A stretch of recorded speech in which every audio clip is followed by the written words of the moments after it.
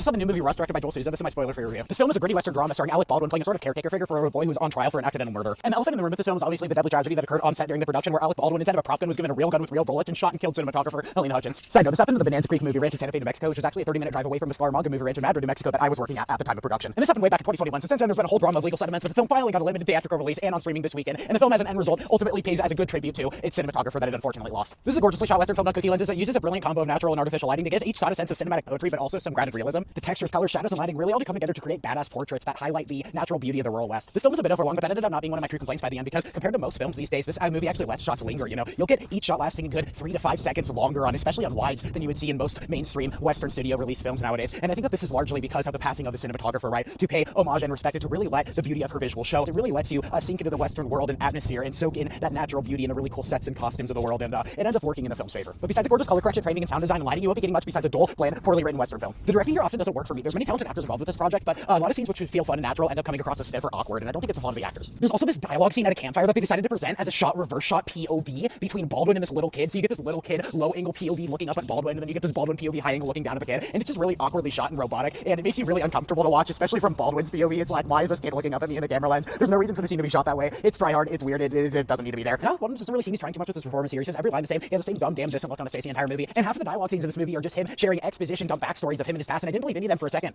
I don't do one of these. I don't raise his voice a little like that, and then finish the story like this. And nobody actually talks like that, especially when the film is presenting itself as a gritty, realistic Western drama. And the main lead kid here, who acts alongside Alec Baldwin, just really isn't good.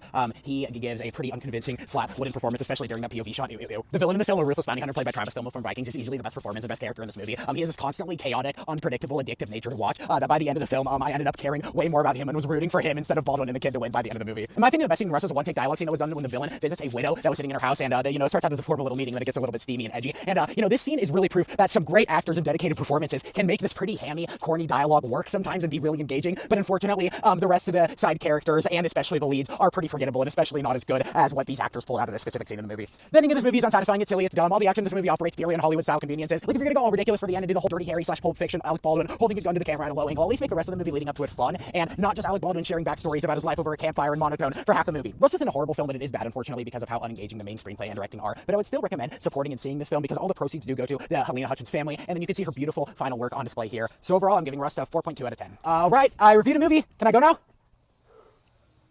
Your journey has just begun. Your next step, find Cassie. Cassie? Who's Cassie?